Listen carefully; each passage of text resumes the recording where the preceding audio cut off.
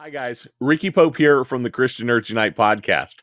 On the show, we dive deep into our nerdy fandoms and look at them through the lens of our faith by chatting with Christian content creators and experts who love comics, science, video games, media, sci-fi, and fantasy, discovering how their faith shapes their creative work and their lives. You can listen on your favorite podcast app or find links to everything at ChristianNerdsUnite.com. Great fellow host of Forged in Fire. Kyle Mann. I'm J Warner Wallace. Kira Davis. This is Ben Adams. Hey, this is Dave Baker. Carrie Pomeroli. This is Mike Reiner. This is Ethan Nicole. This is Leanne Morgan. It's Graham Parker, the 5th GP, and this is why you should never. How I got suckered in. I'm so embarrassed that I'm here. You're wasting your time. You got better things to do. Never listen. Those darling, yummy Reverend and the Reprobate. Hey everybody, welcome to the Reverend and the Reprobate. My name's Lucas Pinkard. I'm an actual Reverend. I almost said I'm an actual Pinkard. I'm an actual Reverend. And here with me, as always, is a man whose mom didn't show up today for worry that she would be taken in on prior warrants. It's Big Dan Flip Gibson. I got pulled over for a warrant one time. Yeah? Yeah. I know. I had my dad pulled up on my phone. I was like, I'm about to get arrested.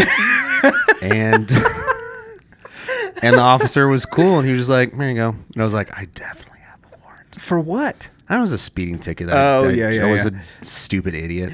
We talked today with someone who talks about being a stupid idiot for a long time. There is no stupid that the gospel can't fix. Actual quote from today. And whether or not Brett Kunkel and Sean McDowell could win against Greg Kokel and Frank Turek in an Apologetics tag team match. It is J Warner Wallace, his new book, the 10th anniversary edition of Cold Case Christianity. Well, I guess his new book that he wrote over 10 years ago. And it's been in publication for 10 years. This is my new wife. We've been married for 10 years. Same thing, same logic. Yeah.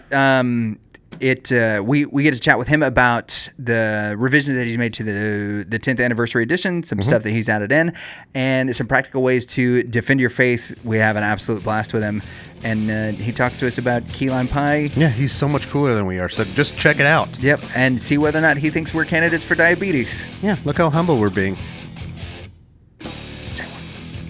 On today's episode, Big Whip, we have returning Dateline's most prominently featured cold case detective, the man who wrote Person of Interest, which I have had the honor to teach on, which is absolutely one of the best books on creating the case that Jesus Christ is the most important figure in all of history. And today we get to celebrate with the man, the myth, the legend, the genius behind Cold Case Christianity. It is Detective J Warner Wallace. What's going on, man? Well, you overdid it again. Yes, but glad to be with you guys. I mean, I'm glad that you're using Person of Interest. I kind of feel like that's kind of the 1-2 punch we have to deal with right now when it comes to Jesus. And that book, really, I tried to focus on that book. You know, is Christianity beautiful? Has it had a positive impact? And that is a form of evidence, I think. For sure. But really, it's built on whether or not we can trust anything the New Testament says about Jesus. So in some ways, Cold Case is the foundational issue. Is this a book we can trust? And that's, otherwise we can't really trust it for anything it says about Jesus. So I'm glad that you guys have got both of them in your collection. Oh man, and absolutely love them. But before we hop into talking about Cold Case Christianity, I gotta know, how's the guitar playing going? Oh, dude, I was just thinking today. Dude, I got chops now. We do work up in Alaska with police officers that have been involved in traumatic injuries, and their marriages are suffering as a result. And so we go every summer with Billy Graham Association, and we just chaplain this marriage resiliency retreat. And my wife and I go, and we just got back. We were there all July, and now we're going to go back and be there. No, not July, June. And now we're going to go back and be there all of August.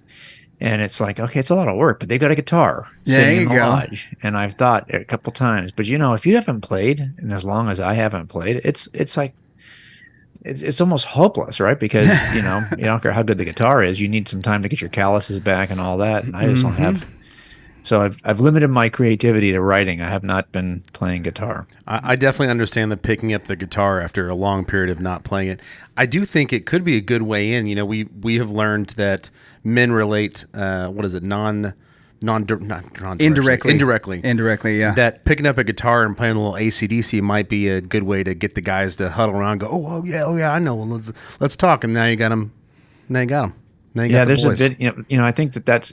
I played bass for years because it seems like guitar players are about a dime a dozen, and every worship team needs a bass player. It seems That's like exactly so. right. I switched over to playing bass, and that is easier just to kind of pick up, and because it's so much more of a percussion instrument that it feels like you can at least hop in and do something.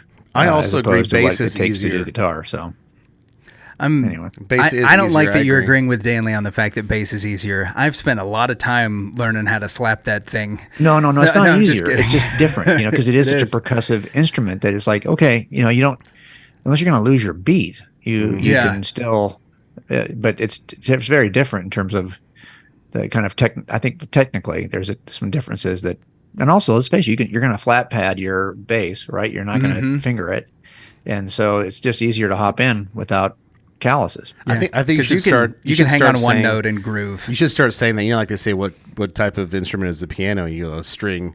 You go, no, it's percussion. Percussion. You can start doing it with bass. It's doing that with bass. Yeah. No, bass. J Warner Wallace said It's percussion. percussion. Cold case expert J Warner Wallace says it's a When's the percussive last time instrument. you ever played guitar where you looked over and played along and really looked at what the kick, bass on the drum, the kick is doing? I mean, that's what you do on bass, right? Oh yeah, You're they're constantly- lockstep. Yeah, Like I you're don't think looking Danley over even and has. making sure that you and your drummer are like connected, and so that really shows you how much percussion is in the bass, right? Compared to like guitar. When I play guitar, I only look at one thing: my fingers. That's right. Yeah, that's right. Well, every guitarists are kind of like quarterbacks and wide receivers. They're so full of themselves, and that you lead can't singers.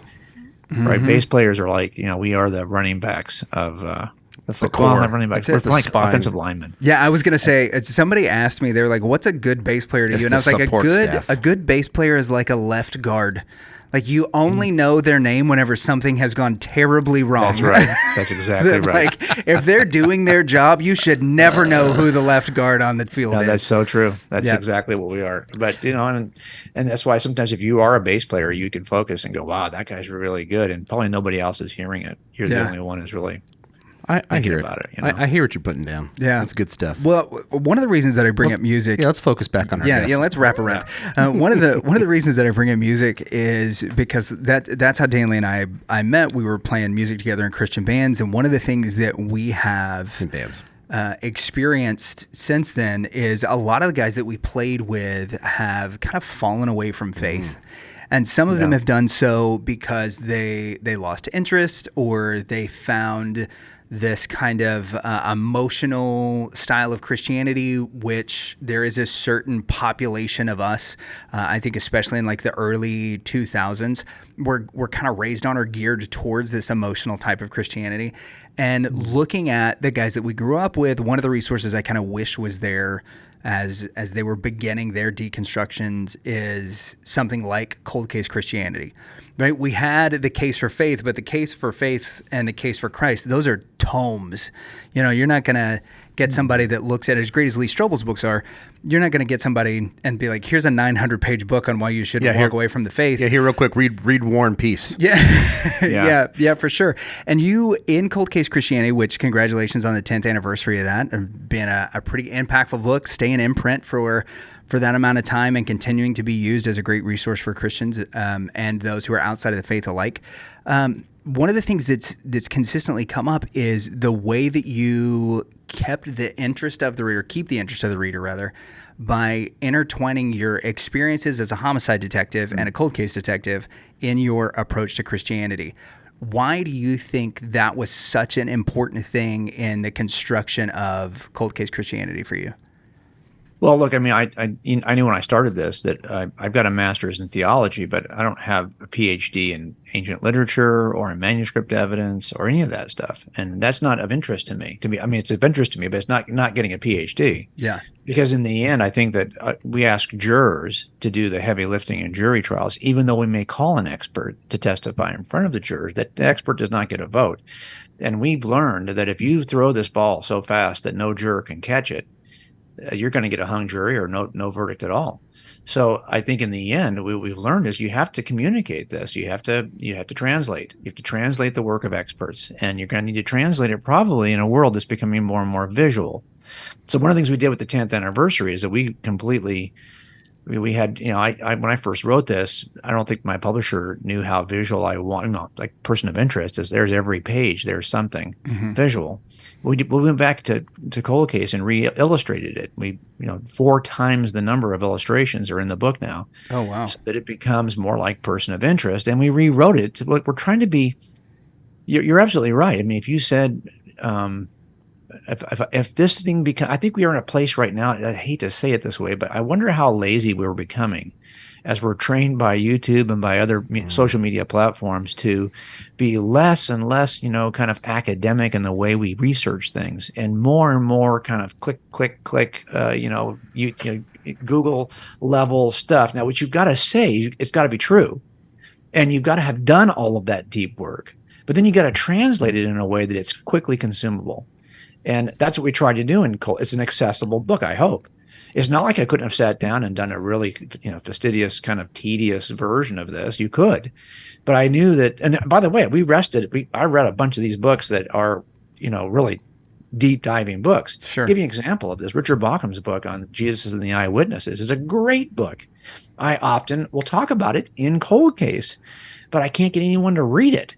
And I'm like, wow, why not? This is a great book. And I just think it's fantastic. Yet I get it. It's at a certain level that my wife, for example, gets about a chapter in and she's done. She's not going to read it. So I knew.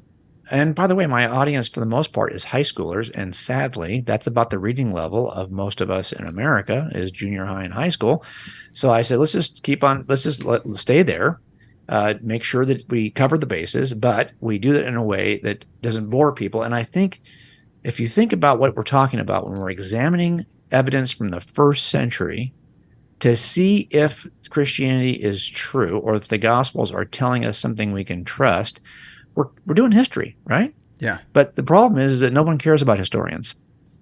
I mean, there are no like series out there on TV or popular book series involving historians. Yeah. And even though we do some of the same stuff, but not all, but some of that similar stuff, people do understand how you do criminal investigations because those are the most true crime is still by far the most popular genre of everything from podcasts to TV shows to movies. Yep. It just is.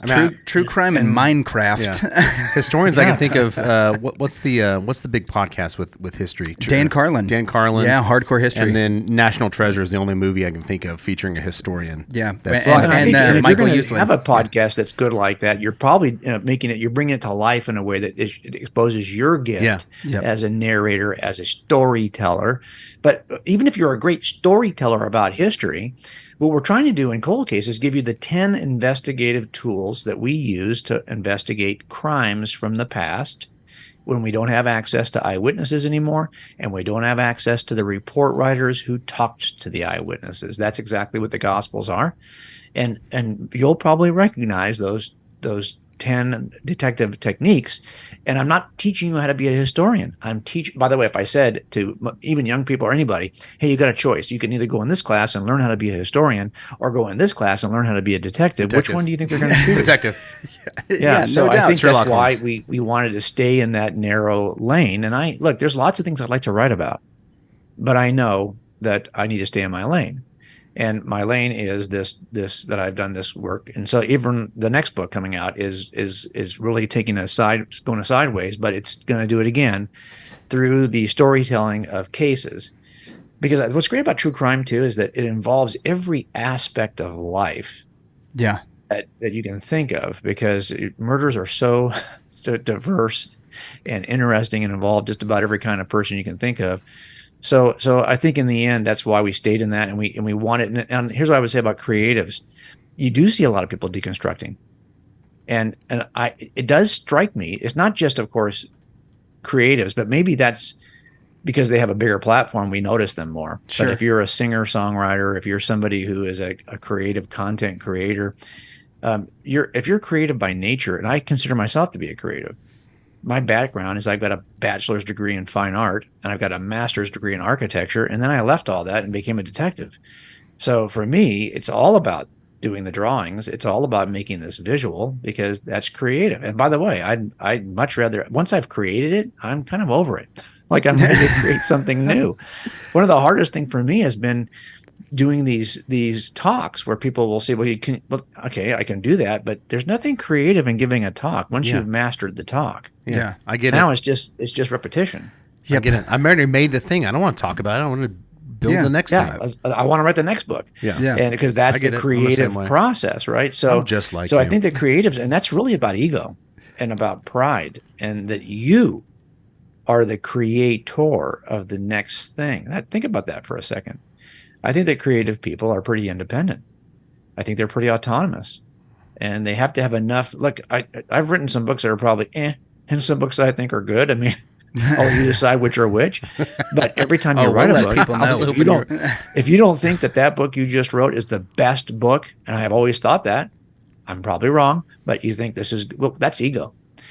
And by the way, if you didn't have that sense of, hey, this is the best, how would you finish the book? You'd stop halfway through and go, this is junk. Yeah. You have to have enough kind of arrogance to think that what you're saying is worth saying. And I think that kind of wiring is it doesn't bend its knee well. And let's face it, Christianity begins with the bent knee.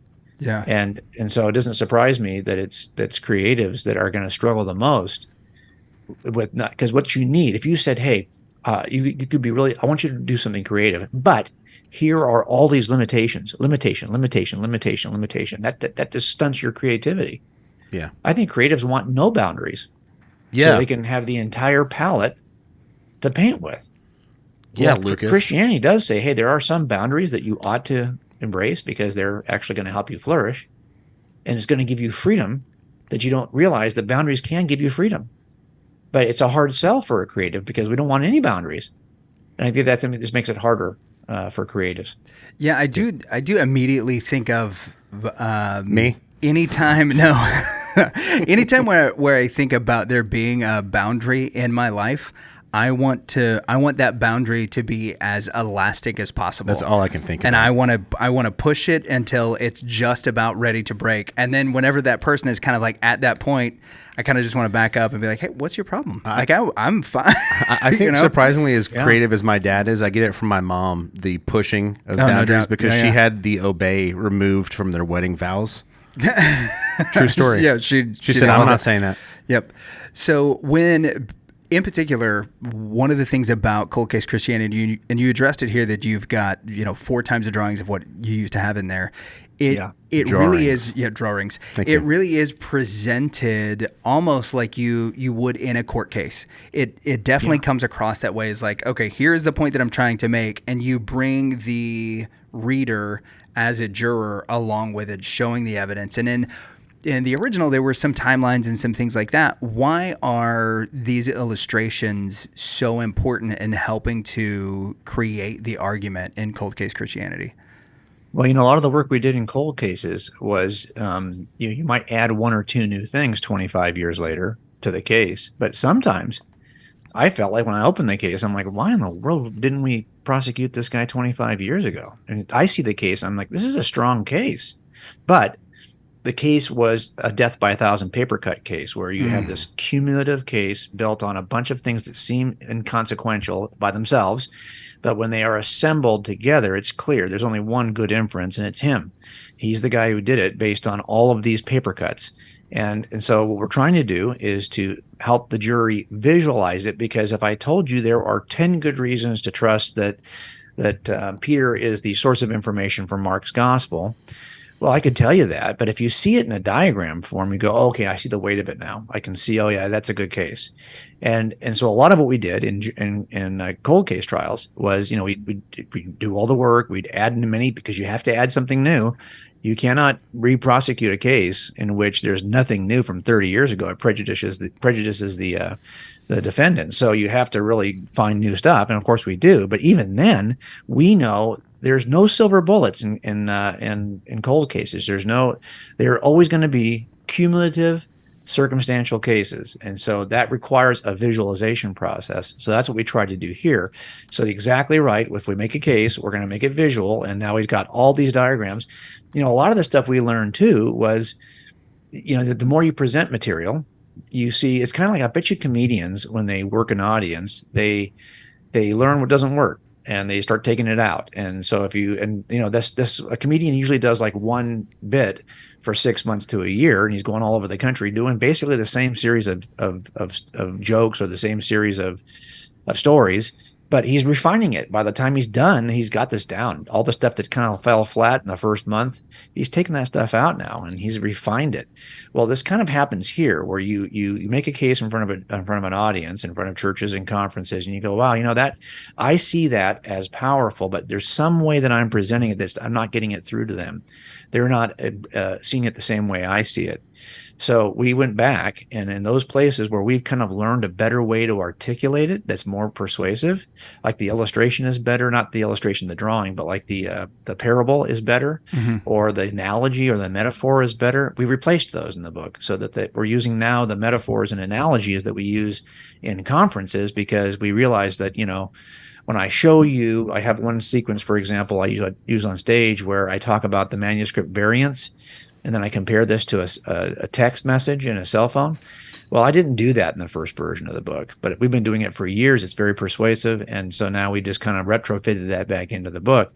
So I think in many ways, this book is much more, again, what we're trying to do is translate tricky notions that are complicated, because when you look at the way that textual criticism is done, it could be complicated. It could be kind of tricky. And if I told you, here's the four principles of textual criticism, most people are going to go, oh, yawn, they're already over it. But if I can kind of illustrate it quickly by way of these text messages, you get it. Now I'm in. And you're done with it. By the way, Toss once some people emojis. see that, they never question that issue again. They're like, okay, I'm already over it. I see how we resolve those.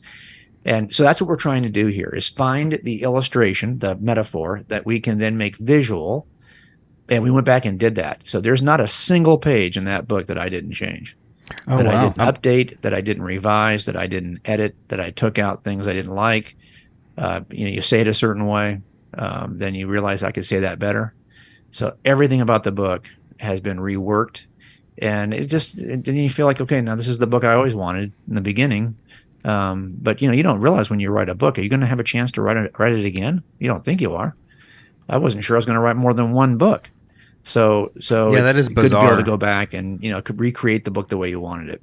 So you're like the George Lucas of books. Then you just went and how dare you say that about our good friend Jim? I know. Well, I can tell you. Yeah, listen to it. Well, he's talking though about the original 3 movies that he went back and redid.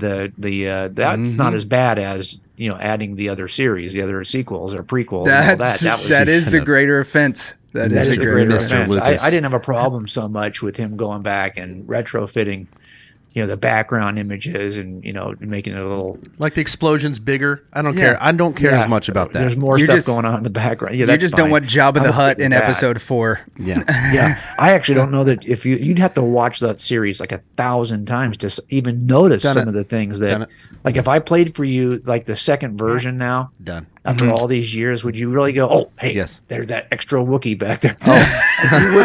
You wouldn't even probably notice it, right? Because it's not that big a deal. Yeah. To that point, no, but I do annoy the absolute loving terror out of my wife. Yes. With anytime if Star Wars comes on now, she leaves.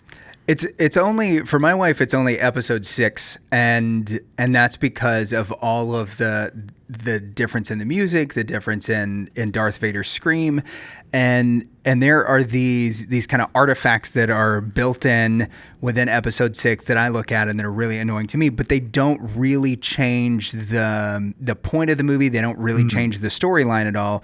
They're just things that irritate me. One of the things you talk about at length is these interesting biblical artifacts. Particularly, you talk about John chapter 8, verses 1 through 11, which is a beautiful story.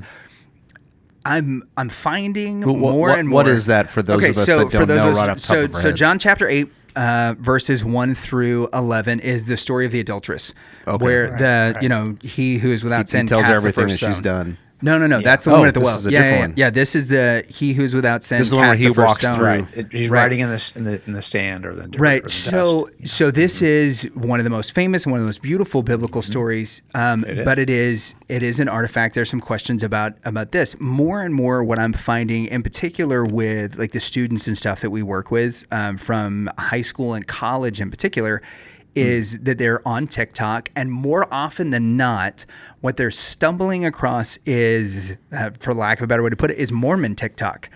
It's people who have been educated at BYU in biblical theology and in ancient languages that will go to things like this in order to try and poke holes at the inerrancy of the Bible, and in so doing, prop up something like the Book of Mormon in order that particularly churched kids will look at a story like this and be like, oh, well, that wasn't really in the Bible. This isn't true.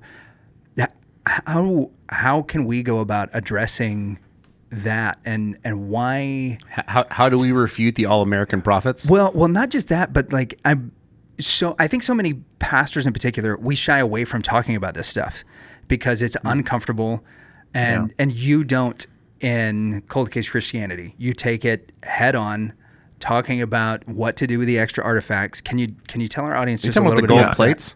So this is a only. passage that Bart Ehrman points to and says, hey, that this is why you can't trust Scripture. There's stuff in there, the ending to the Gospel of Mark, this passage of the pericope where you've got the story of the adulterous woman is thrown at Jesus' feet and accused of adultery, and he starts writing and he basically tells her, go and sin no more. Okay, that stuff that sounds like, hey, that's not in the original text. It does not appear to be in the original text. As a matter of fact, it doesn't even appear until the 6th century. And when it does appear, it appears in the Gospel of Luke first.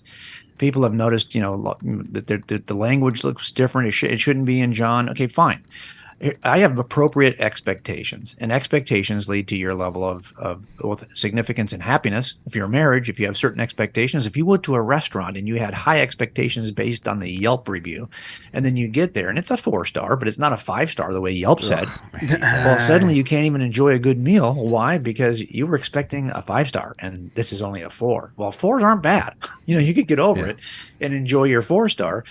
So I have appropriate expectations of crime scenes. Like in every crime scene, you're going to have artifacts and evidence. It's just the nature of it. When I get there, usually the crime scene's a mess. And it includes a bunch of evidence that I'm going to use to convict the guy and a bunch of junk that shouldn't be in there at all.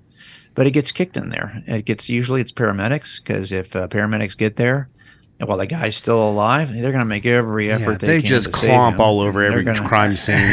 Yeah, they'll make a Those darn mess of it. And paramedics. half the stuff that might be of significance is just some smear that the paramedic caused. Yeah, don't get me So I've started gotta about separate firefighters. all the artifacts from the evidence, and that does not bother me. Could you imagine if I went to a crime scene and I looked over the crime tape and I said, oh, there's artifacts in here.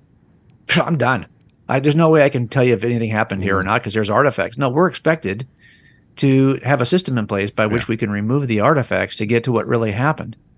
And it turns out that the autographs are not what the issue is. In the autograph of that manuscript, that thing was absolutely the inerrant word of God. The problem is we don't have the autographs. We don't have the originals. By the time we get a copy, there are often artifacts in the crime scene. Something that somebody inserted, misspelled a word, changed a meaning. Okay. Well, we've got a process in crime scenes in which to identify that belongs to the paramedic. That was not the suspect. That's the paramedic. We just remove it and keep on working the case. I don't know what the deal is. Who cares? I mean, I got no problem with any of the artifacts in the New Testament because they're all easy to identify, and we can remove all of them and return to the original story. Do I know anything less about Jesus because I have to pull out that story of the adulterous woman? It's so consistent with his nature and every other aspect of the text that I don't care that it wasn't in that original manuscript. It doesn't matter to me at all. There is some case to be made that this is really a true story about Jesus that ran parallel to the Gospels and then was inserted at some point. I don't care. Don't care. It doesn't. Now, look, a lot of that is just because I'm used to working with eyewitnesses and their accounts that are recorded by detectives, and they end up in supplemental reports, and you wouldn't believe what you find. But we're always able to, redact this stuff back to what actually occurred, and that's what a lot of cold case Christianity is about. Is how do we get back to the certainty about what really occurred, and don't allow these ridiculous red herrings that don't. And by the way, Bart will tell you that there's not a single variation in the Gospels that he could identify that in any way challenges the nature of Jesus, any theological principle of or concept or claim of Christianity. These are, for the most part, 99.9% a bunch of nothing. But in those few that are significant, like that one, like the ending to Mark, this does not change. You're not going to get rid of the resurrection because the ending of Mark is going to change because, sorry, he was already resurrected before that last piece was put on. That's a part of the narrative regardless. So I just don't think in the end this is something that's worth us. But it all comes down to expectations. Like, what are we expecting in there? And if you'd never heard that, Bart said he didn't hear about any of that stuff. He didn't even realize we didn't have the originals until he went to Moody Bible Institute and heard it in university, and it shook him. He says this in a book called Jesus Interrupted. Whether that's true or not, I don't know. But here's what I will say. It's a weird title. Bart was trained up as a scholar. He went to Moody, then he went to Wheaton, then he went to Princeton. At Princeton, his mentor, his Obi-Wan, was Bruce Metzger. And Bruce was trained at his bachelor's at Princeton, his master's at Princeton, and his PhD at Princeton. A much higher pedigree scholar than Bart Ehrman, and Bart would say that. Yet Bruce, one of the finest scholars of the last century, he knew everything that Bart knows. There's not a single thing that Bart knows that Bruce didn't know. Yet Bruce dies a committed believer who's a pastor, and Bart says, I'm out. They're both on the same side of the yellow tape, looking at the exact same evidence in the crime scene, yet one is in and one is out. It's not about the evidence. It's about why or how I choose to interpret the evidence. And there's a lot of stuff that goes into that has nothing to do with evidence. It has to do with what you want, what you desire, what you like, what your personal history has led you to believe, all kinds of things. This is the stuff we have to assess in jurors, is that you can say the same evidence to 12 jurors and get 12 different views on it because everyone comes in with a different backstory, a different set of interests, a different set of needs. So that's why, it's one thing we have to kind of like keep that in mind, that, that scholar is not the only scholar looking at that evidence. It's interesting to me in particular, the amount of, let's say, to put it graciously, pushback that you get from agnostic and atheistic scholars. Or rather, I won't say scholars. I think when it comes to agnostic and atheistic scholars, that you and Frank Turek and Greg Kokel, Nancy Piercy, and other people that are kind of in y'all's realm, I would put Carl Truman in there as well as somebody who's doing the same types of things that y'all are, especially when it comes to like critical cultural analysis. That when it is peer level, you have a lot of respect. But that tier kind of right below where you see the creatives, the people who are highly thought of content creators, when they start to have some pushback where they're analyzing your things and maybe misrepresenting you, how difficult is that now, especially when you say you're talking to students, because those are the voices that they're going to hear. Search engine optimization is such that those people actually might have preference whenever, okay, you know what, I heard J Warner Wallace, he gave a talk at my university or at this youth conference that I was at or whatever, and now I go to look him up, and all I'm getting are these kind of these kind of dime store apologists that are agnostic and atheists. Well, they typed in like J Warner Wallace offended. And these other people come up, or what are you saying? No, when you type in Jim's name. Yeah, you're going to get all the people who are online, but mostly YouTubers who are making videos in opposition to what we're claiming here. That's okay. And in particular, one of the things that I have found that's been difficult, just as somebody who enjoys your stuff, right? We've gotten to talk to you a couple of times, but I would by no means say that we have a friend relationship. I don't know. One day we've been calling him Jim. We've been getting away with it. That's right. So we've been getting away with Jim. But what's I didn't put a jacket happening? on for you today. There you go. Whoa, yeah, that proves it. Pretty casual. Nice. So, I should have wore a hat. Yeah. Got a hat right here. I should have put the hat on. All right. So there's a lot of people in particular that will create sort of literally like cartoon versions of Jim, where he becomes like the Canadians on South Park. Half the head is splitting apart whenever that happens. Hey, buddy. Have you found it difficult to engage with, let's just say, students, college students, young people in their early 20s that are in the midst of deconstruction, where that's the only version of you that they've seen is this caricature?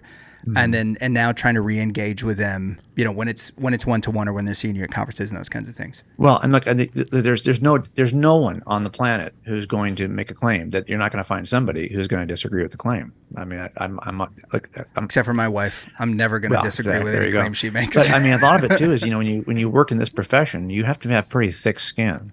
Yeah, because everyone hates you, and it starts in the academy. You got the drill instructors who are just beating the dog snot out of you every day because they know eventually you're going to be in the field and you're going to get that from people. And if you aren't the kind of person who can get over it, you're not going to be able to do that. So I hate to say that, but that's my expectation. Again, expectations will dictate the level of satisfaction you have about something. My expectation is that people are going to be people.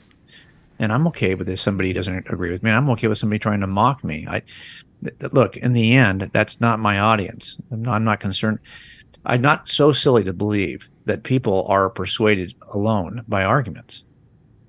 What happens is God calls people. And once God calls people and the barrier comes down and you no longer have an enmity toward God, well, then you're willing to assess evidence in a way you weren't willing to assess it before. It's not the evidence that has the power of God. It's the gospel that has the power. The problem is, of course, we sometimes will build walls in front of the gospel, but it's not I'm just trying to knock the wall down so you'll hear the gospel.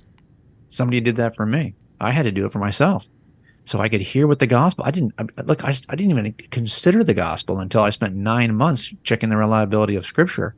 I remember telling Susie, I think this is true. I think this is a reliable account of what happened in the first century, but I don't even understand why God would have to do it this way. If there is a God, why would he have to do it this way?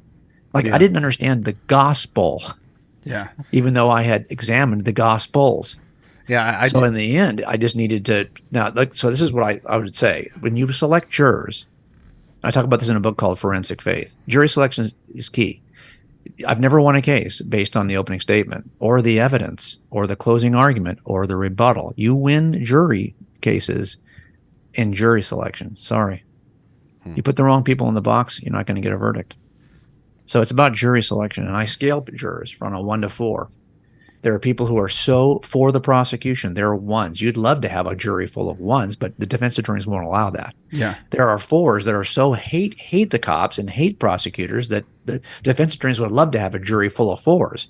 Now, we're looking for juries full of 2s and 3s, people who are maybe a little bit on one side or the other, but they're fair. They'll consider the evidence. They're not sold out for the prosecution, and they're not sold out for the defense. We keep 1s and 4s off the jury, and I don't worry about them. We get to, by the way, there's a process in California and every state in which you can exclude certain jurors. And both sides are doing this. So when I hear people who are just vehement, just like they want to mock you with a cartoon, that's a 4. I'm not interested in 4s. I'm interested in 2s and 3s. And you know when you meet a 2 or a 3. Yeah. But there's times when a 4 can be moved to a 3. 2s all the time. And then I was a 4 who was moved to a 3. And then I was reachable. But I don't spend a lot of time. I don't spend any time on 4s. And when I see a 4 is out there, and you can tell a 4. Yeah. You know. Yeah. You've watched it. Yeah. I'm surrounded. I'm surrounded by 4s. Ever address people that way? I don't even address Bart that way.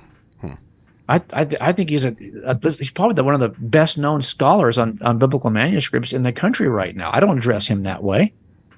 But I'll tell you that when you see people addressing you in that, like a 4 addresses people, well, then you're like, okay, well, look, you can't reach 4s until God makes them a 3. And then I'll pay attention.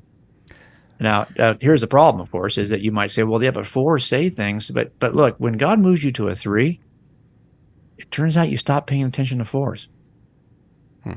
And so I don't want to be a 1, and I don't want to be a 4. And I know that when there are 3s, they are going to listen to what we have to say because they're not 4s anymore. So, and you've got somebody you think, well, look, by the way, there is more than enough reason to walk away from Christian. If you are looking for reasons like cracks in the evidential framework, so you can walk away from Christianity, God has designed it that way. That's part of the design feature is that, because God's not going to overwhelm you. This is a free choice. And there is more than enough reason to embrace Christianity as true because it's true. But I tell jurors this is true for juries and jury trials too. There's always going to be some reason why somebody could say, no, I think he's innocent. I think he's not guilty. Okay. So this is the way the case is. If you're looking for a reason out, you can find one. Doesn't make it less true. Just means that you found a way out. Great. And I'm pretty comfortable with. This is a God thing. What am I going to do? I do the best I can. You communicate what's true, and you can't. Once we give it to the jury, we can't fret about what we did or didn't say. Yeah, it's in the jury's hands now, and we just relax with that. We just exhale. It's going to be okay. You did everything you can do. Yeah, and then after that, we'll see what happens. Cops are really bad about having, I always call it a mind over matter thing. I don't mind it. You don't matter. Yeah. That is, sadly, sometimes that is a strategy that gets you through the watch because otherwise people are going to get hurt because people are going to treat you like dog snot. Yeah. So you'd better, get over yourself and just, have thick skin. And I think this is here's the other thing too, guys. I'm not ambitious. I'm not trying to become the world's best Christian apologist. I kind of feel like I'm just doing what every Christian is called to do. There's nothing special about this.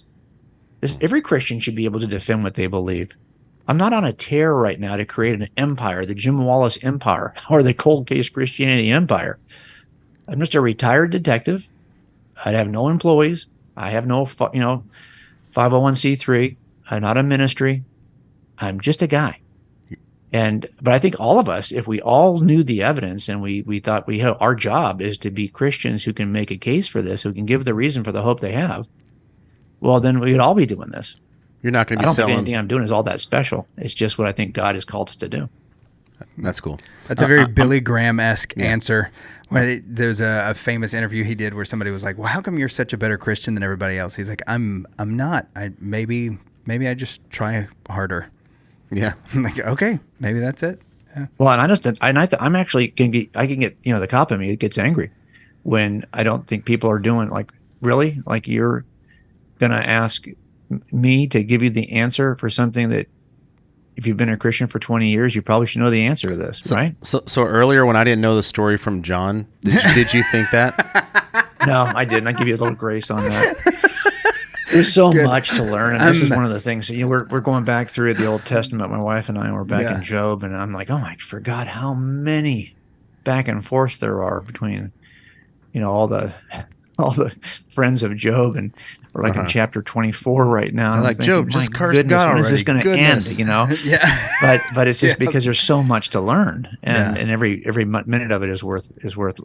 But this is you can spend you can become a Christian in a heartbeat and spend the rest of your life growing in the faith by learning all this stuff. So yeah, I never get upset about these skeptics who are online mocking you. They're 4s, no big deal. You can't deal with 4s. That's a good way to think about it. I have no expectation of working with a 4. God moves 4s to 3s, and then I have a duty and a responsibility to take people who are seeking, because I already know that God's called them. And now, and by the way, if theologically, it could be such that God never needed us to say anything, that when he calls somebody from a 4 to a 3, visits them in their dreams, or he speaks to them directly and preaches the gospel. Or they're born with, those who are going to be in are born with the gospel as part of their innate knowledge. God can certainly do that. He's capable. He's all powerful. Yeah. Instead, for whatever reason, he uses us. He calls, and then he uses us to proclaim something. But I don't overestimate my role in that. I have a half 50-50. He's going to do all the heavy lifting. I simply have to proclaim what and it'll be different for every person. Usually he puts in front of me people who could use the evidence. Yeah. And and so the gospel, when I talk about the gospel, it's always along with, and here's why, because like you said about Mormon TikTok, that there are other gospels out there. Yeah. And we need to be able to do both. I could, if the gospel you're preaching could be preached by a Mormon, it's probably not sufficient. The gospel we should preach should not only invite people into the truth of Christianity, but it should be such that it's so exclusive that it automatically deselects them from Mormonism. That can't be true if what this is true, because they are so different. And so I think what's happened is we've become so nonspecific about what it is we are talking about, that if you're a Mormon, you can watch The Chosen and they would go, yeah, That's him. absolutely. That's our guy. And so I just want to make sure that when we talk about Jesus, we talk about him in such a way that it excludes the error, that it excludes what's not true. And so that's why I think it is important now. And it's all about the gospel. That's where the power is. But I want to make sure that we're talking about the right Jesus. I really, you got something? I have a question first. Yeah. Actually, yours may be more pertinent, but no, I was curious from Imagine that. You've written several books from the perspective of a detective. I'm curious what impact you've seen in the law enforcement community. Well, we flip it. We do two things. And I think as you get older, there's a season in which you're writing books and you're out there making these claims about what you believe to be true evidentially about Christianity. And I did that in my 50s. Now I'm in my 60s. And I think as you get older, you kind of shift toward more of a wisdom approach, right? Like what a lot of what I'm doing now as a grandparent is imparting wisdom. And wisdom really is built on not just your knowledge base, but on all of your stupid mistake base too. And that's why you have wisdom, right? Because you've made enough of age-appropriate mistakes that you can pass those on to your kids. So I think that what I saw is that we were working with non-police officers and showing them how, and showing people who don't understand how investigations are run, how those investigative principles can help you determine if Christianity is true. But now what we spend a lot of time is working with police officers to talk about Christianity. So we have our coldcasechristianity.com site. That's a site that examines the Christian worldview from a police perspective, a detective perspective. And we have the thinbluelife.com. The Thin Blue Life is a website for police officers that examines police work from a Christian perspective. It's just the opposite of the Cold Case Christianity site.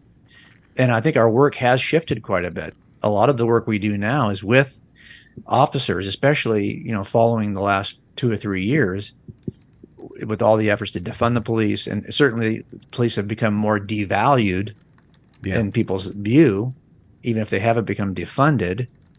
And how do you continue to work? And when very few cops are Christians, and how do you continue to work as though this profession is a calling if you don't even know who the caller is? I think it's important for us to help, and it's hard to be resilient, and the amount of trauma you're going to experience. And what typically happens is you become so bitter and so over it, because you're seeing stuff that no one else is seeing. And you get a sense that, these guys have no clue. People have no clue what we have to deal with. And they've never seen the kind of rougher side of their own communities, or they've never seen the rougher side of human nature. They don't even realize how depraved we are as a species. And because they don't realize it, they don't understand what they're asking us to do. They're asking us to do a job that no human should have to do. Yeah. Here we are. And you do this for 5-10 years. You have seen on national news police officers do things they should not do. I have seen it. I'm not just embarrassed about it. I'm angry because it just doesn't help the cause of law enforcement when cops do stupid things. But what I noticed is it's almost always somebody who's been on patrol way too long.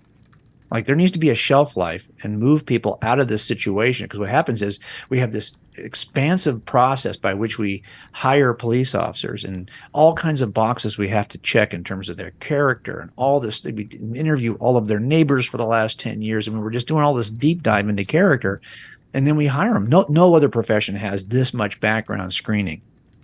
But then 10 years later, they do something and we're like, well, how could you hire that guy? Well, no, we didn't hire that guy. Yeah. That guy is the result of 10 years doing this job. It's the same now thing. He's lost all hope in humans, period. And it has nothing to do with race. It has to do with an us versus them. I've lost my confidence that humans are worth policing. Yeah. And when you get to that point, it wouldn't matter what race you are or what it is. It's like, you know what, dude, here we go again. Another doper who's got this latent. You start to think of them as something other than human. That's the danger. And I can talk about why we shouldn't do that, but the reality of it is if you're stuck in that position too long, there's a reason why we don't leave cops working sex crimes forever either. There's a lid on that, because if you leave them working, juvenile sex crimes, trust me, that's going to weird you out. You're going to have problems. Yeah. So you don't leave them in there for 20 years. But we leave people in patrol for 20 years, and then you wonder, well, why have they been through 3 marriages? Their kids hate them. They hate people. They're going to retire to someplace in Montana on 100 acres where their house is going to be at the top of the hill with a huge barbed wire fence all the way around it, and they've got a scope going down the driveway. Well, what is that about? That is because they just are at the point where we've twisted them. Yeah. And so I think so I think that in the end, a lot of our work now is helping officers not get twisted, and it's introduced again. It's the power of the gospel, because it turns out that none of my wisdom really matters. What changes people is God's spirit. And if you didn't believe in God, if you didn't believe Christianity was true, you need to see what we see. You need to see what God does with these people. Yeah. That when I see that, I'm like, wow, I don't expect it, because I was an atheist for 35 years. And then when you see God do this, and I just want to get the heck out of the way, because what he's doing with these folks, the gospel fixes every kind of stupid you can think of, including cop stupid, including political stupid, including social justice stupid, and identity stupid, and every kind of stupid you can name. It turns out the gospel does have a way to help that situation. You just have to let it do its work. How about eating a whole key lime pie stupid? Yes, it even has something to say about that. So your pre-diabetic binge, you'll apparently are not reading scripture. Your earned diabetes. That I think is an age-appropriate stupid mistake. Yeah, I think maybe I so. totally stole that. Yeah, from you. for late 30s, that is age appropriate for us. Well, there's one other thing I really want to hit on, going back to the idea, and even it kind of applies to some of the stuff you're talking about, that most of the people that are wrestling with faith are going to be your 2s and your 3s, right? You do mention in Cold Case Christianity about being really intentional with your presentation of the information, because you want to make sure that like you're giving the information that somebody is asking for, or else you're going to end up, if I talk to Danley about the cosmological argument, it might not scratch any itch that he has. He's not worried about that. My eyes glassed over a little bit just then. Right. Yeah, it's so true. My wife was always really good at that. She would say, he didn't even ask that question. Yeah. But I don't know why you're always bringing up cosmetology. Yeah, that's it. I'm trying to do your makeup. True. Yeah. So why do you think it's so important that you make sure that you're answering the question that's asked? And 2, when you're in that situation and you kind of find yourself in the weeds where you're like, you know what, I feel like I'm getting away from what this person asked, or now I'm talking about my knowledge and not really helping them in order to gain knowledge, especially whenever we're presenting evidence. One, why is it important to do that? And 2, how do you rein yourself back in? Well, a couple of things. I think that you remember that verse in 1 Peter 3 is about answering the person, not the question. And so you're responding to the person, not the question. And I think you have to know a lot more about people to do a good job of that. And it begins with this issue of, if I told you guys that there was a human attribute that we've been studying for about 25, 35 years, in that range, about 3 decades, and a lot of sociological studies, but led by secular scholars in the university level doing studies, and they've discovered, and it's hard to measure this, but they discovered if you have this human attribute, you will have better mental health. You'll have better physical health. You will live longer. You'll have deeper relationships. You'll be a better employer and a better employee. You'll learn at a higher rate. You'll get better grades, and you'll be able to discern good arguments from bad arguments better than if you don't have this attribute.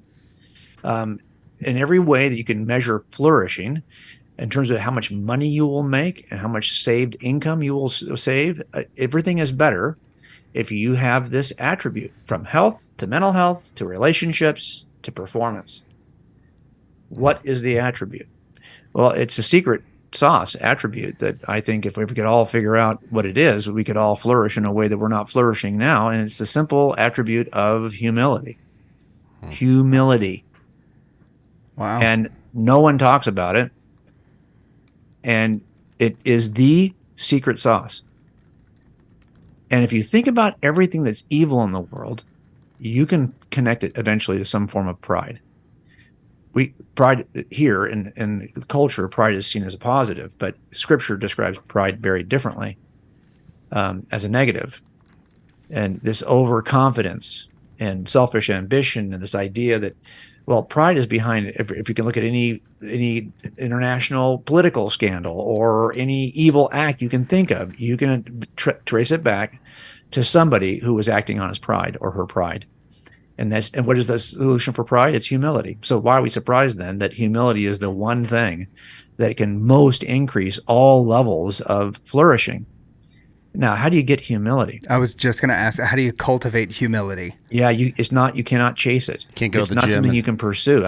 Mike Adams was a good friend of Frank and I for years. He passed away a few years back. He used to tease all the time. He said, "Yeah, I wrote a book, How to Become Humble in 10 Easy Steps and How I Made It in 8." And you can't pursue it because even the pursuit of humility becomes something you do pridefully. So humility is not a pursuit or a construct or an effort. It's a realization. When you have a proper realization of who you are and who God is, you end up being humble. And it's not something you just have to constantly meditate and realize who you are. It's a proper estimate of a proper estimation of who you are. And it's okay to embrace humility. And for me, it became a serious issue after Ravi Zacharias fell, because that's what his problem was. It was always his problem. I'm going to be honest about it. You knew it was, because even when the exaggerated doctorates and all of that stuff, what was that about? You know, it's everything is pride. And I always tell people that the three things that pride is the base that the Olympics, the winners of the Olympics stand on, a base, the gold, the medal, the bronze. Well, the three motivations for stupid behavior stand on a base called pride, and it is sex, money, and the pursuit of power. Those are the only three reasons why anyone does anything wrong, and they all stand on that podium, that pedestal called pride. And I've noticed that pride is so destructive that once you scratch one of those three itches, you will scratch the other two. And if you're chasing, exaggerating your doctorates, why would you be surprised at some point if you aren't also abusing money or abusing sex? Because they all it serve turns each out other. one leads to the other. Yeah. They're connected. So we have to be, and I think a lot of it too, guys, is that you might think something of yourself in your 30s and 40s. But by the time you're in your 60s, typically, you're pretty much over yourself, which is why I don't spend a lot of time defending myself online to people who are in their 30s and 40s. That is pretty at some funny. point, you realize, you know what? It's okay. I'm not that great to begin with. I'm just a guy. If you're still into yourself after 60, you're probably a politician. Yeah, exactly. If you are still full of yourself after you're in your 60s, then you have bigger issues than whatever it is that we're talking about right now. But I do think the realization is easier when you're able to look in the mirror and realize I'm not even the guy I was 20 years ago. I mean, I'm not even the best me. Forget about the best anybody else. Yeah. And I think that aging does help you to calm down and to be less goal oriented and to think you can conquer the world. And you've got to, it's like, really, so I think it's been helpful for me to get to this place and then kind of let go of some of this. Again, what I think is, and I said this a long time ago, and I couldn't put it in cold case because my agent wouldn't let me do it. I have a literary agent, and he said, I wanted to put in there, I think I ended up putting it in Forensic Faith.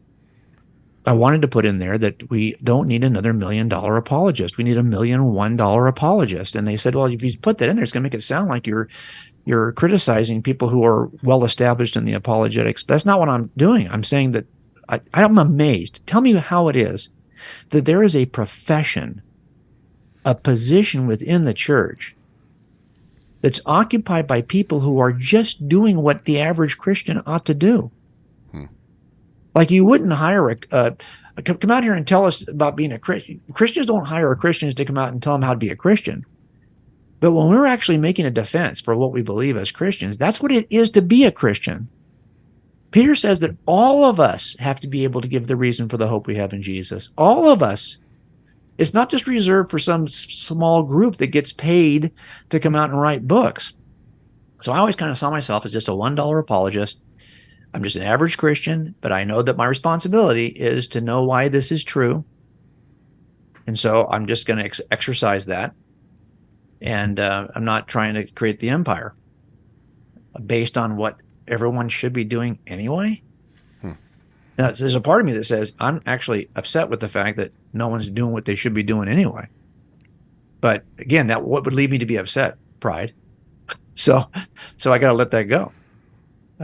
So I think in the end, though, that is something that we got to consider, is that we, and I think if we do this, guys, we're going to return Christianity to its position of beauty. So I've been saying this in the last 10 years. What's changed since I first wrote Cold Case is that we no longer, it's not just about, is Christianity true? The trueness of Christianity. It's, is Christianity good? The goodness of Christianity. And that's why I wrote Person of Interest. I wanted people to see that this is still beautiful. In the next book, I think it does an even better job of showing that Christianity is beautiful. It is good. It is something that helps us flourish. That the best you is the you that actually embraces the teaching of Christianity as though it's true. And so that's the kind of where we're headed. And a lot of that is just trying to turn that corner, because I think that young people are not quite sure this is good anymore. And if they think that Jesus is a good guy, they probably have misunderstood what Jesus taught to begin with. And once they discover what Jesus taught about identity and about all the other things that they now hold as precious cultural truisms, they're going to go, yeah, that Jesus was wrong on all that stuff.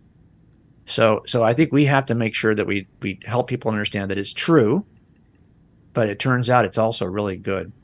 There's a part of me as a cop that says, when you all want to defund the police, have at it. Because I know where that leads. Knock yourself out. In 15 years, you'd be going, we shouldn't have done that. Yeah. Because I know where that leads. Now, the genie might be out of the bottle, but there's a part of me that says, if you want to defund us, great. Try living without us for a while and see how that works. Well, there's a part of me as a Christian that says, if you want to act as though Christianity is not true, have at it. But because I kind of know where that leads too. Yeah. And you won't be the better you by rejecting Christianity. You just won't, because it turns out that the basic principles of how we relate to one another, how we embrace humility, all these things we've been talking about, those things are part of the Christian worldview. It's not a coincidence that as Christianity is declining in America, suicide, depression, mental illness is increasing. It's because the better you is the you. If you just aim at human flourishing, you will hit the bullseye called Christianity every time, whether you know it or not, because the teaching of Christianity will help you to flourish. And that's part of the goodness of Christianity. One of I've recently just finished again 12 Rules for Life. Yes. I was thinking about Jordan Peterson earlier too. Yeah. So one of the things that Peterson says in there is that humility is so interesting in the fact that as soon as you think you have reached it, that it's obviously beyond your grasp. That's right. That's right. That's why it's a realization and not a chase. It's not a series of things you can do. And this is why every single worldview, theistic worldview, that is built on things you have to do lacks humility. And you see it if you've got Mormons in your family, you already know it. I've seen it in my own family. I've got 6 brothers and sisters raised LDS, and they're comparative. They compare each other. They if you are the guy who's obeying all the rules, you know when one of your siblings isn't. And it's just the nature of it. And so I think in the end, we have to realize that this worldview is grounded in humility, because it takes away the one thing you can get prideful about, which is your own achievements, because you can't earn this. You receive this. You don't achieve it. And if you can't achieve it, you can't get puffed up about it. And the idea of faith and boasting are opposite parallels. If it's embraced by faith, you can't boast about it. In other words, if you accept a gift that's been graciously offered to you, you can't boast about it. If you earn it, you can. And that's why, in the end, this is a worldview that is grounded. The very first step is a system of submission. It requires a bended knee. And that's why this is a great worldview to embrace if you're concerned about flourishing, because if all you did was embrace the humility that is on every page of the New Testament, you would be a different kind of person. Now, what I try to do in the next book is I'm writing 15 observations about human nature, life lessons that you learn from working death investigations. I've got 15 stories that expose these principles. Now I'm going to show you how the literature and this research all demonstrates that these principles are what contribute to human flourishing. Then I'll also show you how every one of those is ancient. It's on the pages of the New Testament. So it makes a case for Christianity from biblical anthropology, but it also provides some life lessons for the ways you can flourish. That sounds cool. Also, the 10th anniversary, I'm very excited to. I know you read it. Yes, I'm definitely showing my hand. I haven't yet, but now I'm very excited to. Now I have another one to add to the shelf, because I can just be like, honey, it's got new illustrations. Jim literally told us he changed something on every page. I need another copy. I'm going to treat it just like Star Wars. I'm going to go compare each one and go, look, he added a Chewbacca here. There's an extra infinitive on this page. Yeah, when I rewrote it, I tried to leave all the additions in red because I wanted to see. I'm like, are we making changes? Is this really a different book? Yeah. That's awesome. So it did help to see that, for sure. Well, Jim, you have been incredibly gracious with your time, but if you remember from the last time you were here, we end all of our interviews with a little segment we call Controlled Rowdiness. This is just a few rapid-fire questions that you can answer with as short or as lengthy a response as you want to. Expect nothing from us by way of reply or response, and to get us going, I'm going to hand it over to Big Whip Gibson. Let's see. General Grease. What do you got? I had a great one earlier. What was it? I can't remember my end. We'll have to edit. Yeah, oh, no doubt. Our rapid fire. Just hold on just a second so we can get to our rapid fire questions. Okay, I got it. We talked a lot about juries. So I want to know from you a renowned detective. Yeah. What should someone say for 2 paths in a jury selection? 1, to for sure get picked, because there was a time that I wanted to get picked, and there was a time that I was like, I really don't want to have. Look, I don't want to give you advice on how not to get picked for a jury. We need good people on juries, but we're not good people. if you wanted to get off of a jury, here's what I always say to people: there's a dirty little secret, and the dirty little secret is that DAs are elected officials. And they run on the strength of their conviction rate. And they can say, every year, I win 97% of the cases we try, we win. Mm-hmm. Well, you know why they do that? Because they only file about half of what is presented to them from the detectives, because if they don't think they can win it easily, they don't file it. They only file what they can win, which means if you've got a guy in the orange jumpsuit sitting at the end of the defendant's table, he is so ridiculously guilty that he got filed on. So I already know he's guilty. because he wouldn't be here if he wasn't guilty. Because I know this DA over here, he's getting elected. So yeah, if you want me, fine, but I already know he's guilty. Yeah. That'll So probably get you for off sure, the just jury. say, "Oh, I know he's guilty." I think he did it. Yeah. If I did want to serve, what should I say? I mean, I'm sure your advice is be honest and. Oh no, yeah, I can tell you what we're looking for in jurors. We're looking for shocking humility, passion. Okay, humility and passion are the two biggest things. Yeah. So puts you at a if 2 just or a 3. Present yourself in a way in which you just honestly want to serve, and you're not full of yourself. Now, sometimes we'll take you off the jury because we don't want an expert in a certain field on the jury, because sometimes experts can think they know more than the expert we're going to call. But typically, we're looking for people who are passionate and humble, and those are the two biggest attributes that we're looking for on jurors. Because we want people who are trying passionately to get off a jury. Good luck with that. We're going to put you on the jury because passion works. Whether you're trying to get on or off, passion works. We want passionate people. I want that $7.50 a day. That's Yeah, no kidding, right? That's what I have a follow-up question. Yeah, go ahead. Go. Have you seen the TV show Jury Duty on Amazon? I've just seen the trailers for it. I have not seen the actual. It's on Hulu. I can't remember. It's what on it was, Amazon. Yeah, I have not seen it. Yeah.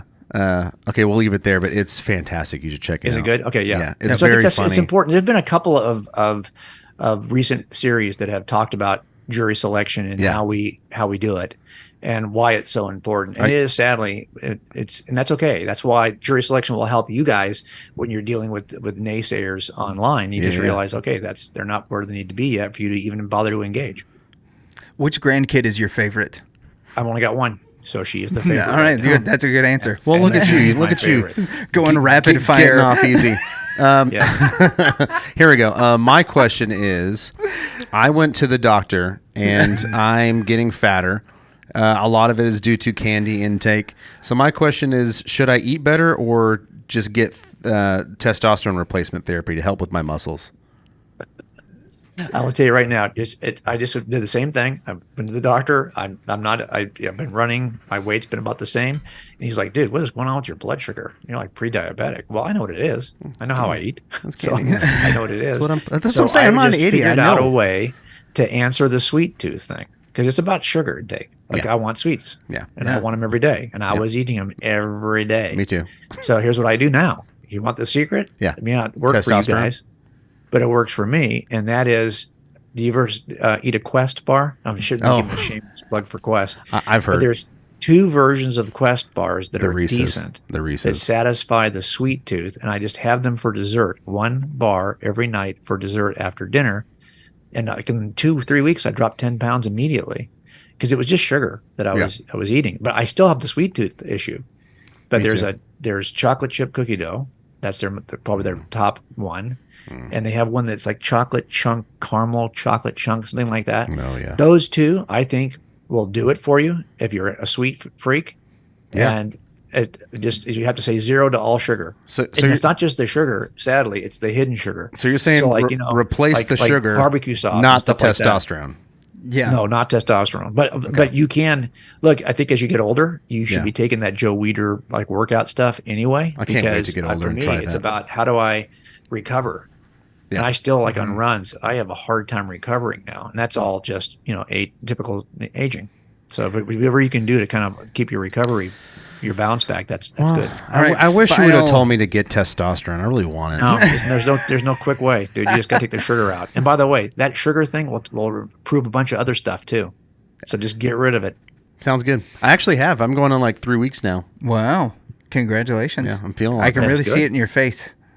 Cool. Now you can shave your beard, because the only reason why anyone wears a beard is because they're afraid their face is getting too round. That's Come on. That's exactly right. You are not wrong, Mr. Yeah, Mr. no, Wallace. no. Your detective Okay. skills are When I see you showing with no their beard, I'll tell you form. you reached your weight goal. Yeah. So who wins in a tag team match between Frank Turek and Greg Kokel versus Brett Kunkel and Sean McDowell? Oh, come on. You already know the answer to that. Okay. Frank's in great shape, but I'm afraid that Greg has got about 8 different kinds of back injury that'll keep him out of the ring. But and Brett he's one of those guys that if he launches off the top, rope, he's going to crush you. Okay.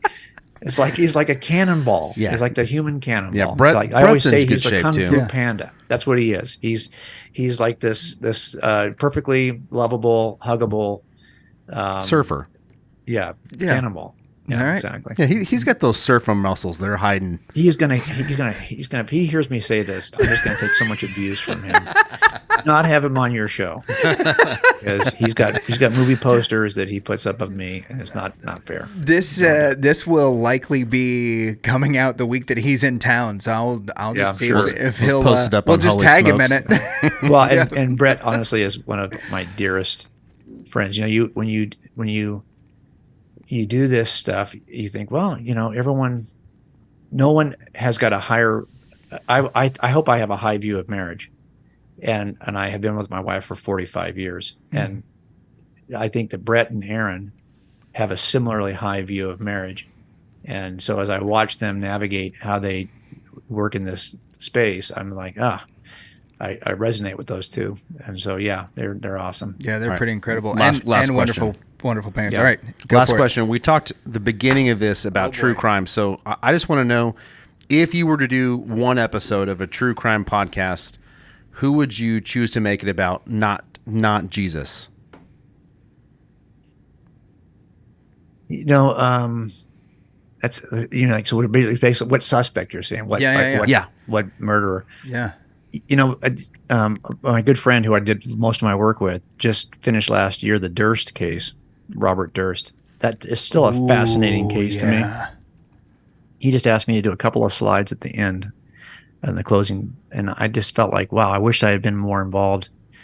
If I had still stayed on the job longer, I think I would have been involved with him on that case. But that to me is still that's the guy who kills his wife in the 80s. Then he killed a man in Galveston, and he got off on that case. Then he killed a woman in Los Angeles, and he was finally convicted on that case. There's just so many. There's a movie about him called All Good Things. I think it's called, or All the Good Things. Isn't that the one where he this is the Jinx. like The Jinx. Oh yeah, Yep, where he's he's the like Jinx. at the urinal and he's talking about stuff, and they left his mic on, and then it's inadmissible Yeah, of course I because killed of her. that. Yeah, exactly. Oh, yeah. Oh, That's that the was guy. so crazy. Yeah, that's the guy. He was Yeah. fascinating. He died about 6 months after they convicted him. So Wow. anyway, Man. All right. Well, there you go. Cool. Jim, tell our audience where it is they can find you if they want to follow you on social media or to check out the 10th anniversary of Cold Case Christianity. Yep, it's a top banner at our coldcasechristianity.com website. The top banner has a link right now. And what we've done is we try to incentivize. Like at this point, you want to try to get. I always tell people, do as much as you can get for free before you ever spend any of your money on basically stuff that's helping you become a better Christian. So what we tried to do is if you purchase the book, we've got a 10.5-hour video course, 30 lessons, all the PDF files. It's all free. You can watch it, download it, save it.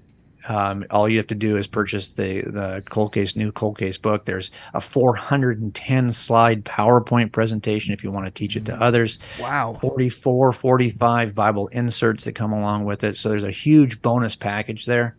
And we're just trying to get people to become better case makers, because I feel like that's really the difference. And by the way, if you can help your students, your kids, understand the case, doesn't mean they're not going to walk away. Doesn't mean they're still going to have challenges. But it is harder to walk away from a truth claim that you know is evidentially true. You have to deny it. And so that is something that's why we want to spend time making a case for this, our Christian beliefs, the same way you're making a case for your favorite sports team. Because right now we're doing a better job of the sports team stuff than we are of Christianity. Yeah. You're not wrong about The that. Rangers just swept today. There you go. So Good there for you the go. Rangers. See? To Why your would you know point. that? To your Why do you point. care to know that? Because someone in my office, they were all talking about it. Yeah, there you go. And- So exactly you right. knew They weren't that, talking- even though you had no idea what John 8 was. That's pretty sad. Okay, I'm just gonna say it right now. Yep, I get it. Okay. Jim, thanks so Very- much for coming very on the fair show, point. man. Glad to be with you guys again. J frickin' Warner Wallace. Yeah, I'm with you. One thing that I really enjoy is talking to people that are smarter than we are. Which I have to talk you into every time we do it. Yeah. I stole your line just then because you're right. Yeah. That look, I do, but I go like, what? I'm an idiot. Like, what am I gonna? It feels so counterintuitive for us to be like I want to go watch the movie Oppenheimer, not talk to the nuclear. I mean, I take that back. I want to talk to them, but Right. Yeah. that's not a great analogy. But you get what I'm saying. Yeah, so, like, for sure. I would have nothing to contribute. I'd No. say, how do you know when an atom is moving fast enough to make it go explosive? That's Yeah. when Like, I don't know. when the fire starts. When He's a cold when case detective. Indiana Jones jumps into the refrigerator, that's how you know the atom has moved Yeah, fast enough. he's a brilliant defender of the faith. He's a cold Yep. case detective on Dateline. What do I? Who what do is I- still- I got some yucks. This is the thing that I think a lot of people don't understand is Jim is still working cold cases. Yeah.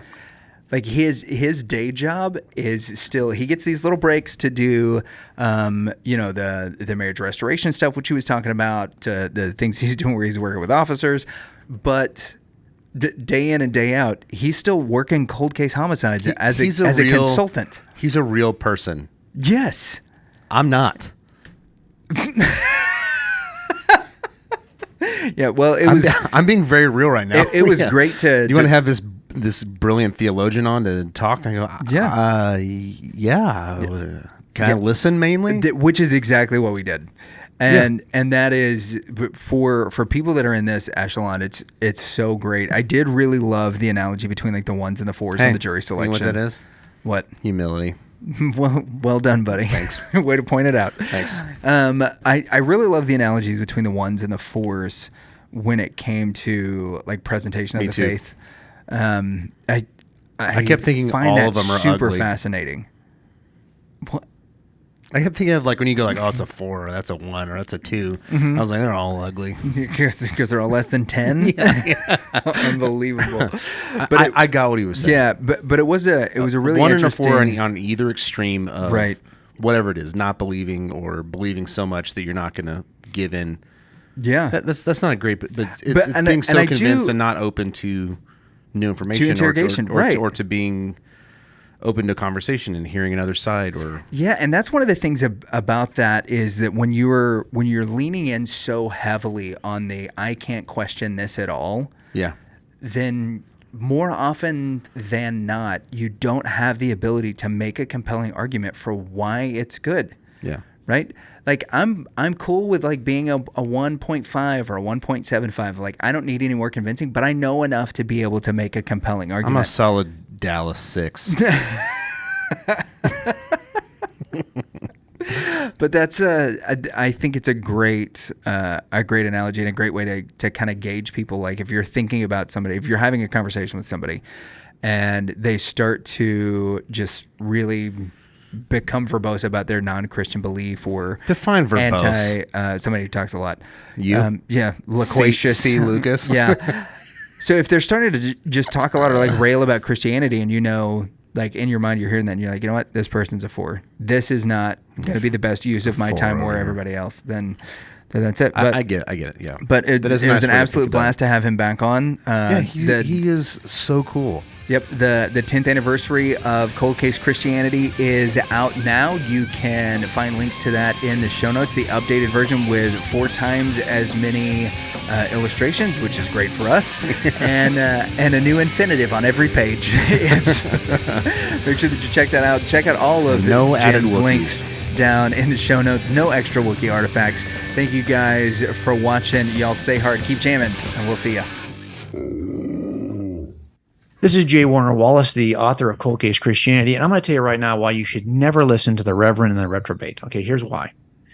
First of all, these guys don't even know how to eat. Okay, the amount of sugar that they're eating right now, they'll probably eat themselves to death. And if you don't want that kind of bad advice, so if I was you, I would not listen to this show. And that's my advice from J Warner Wallace.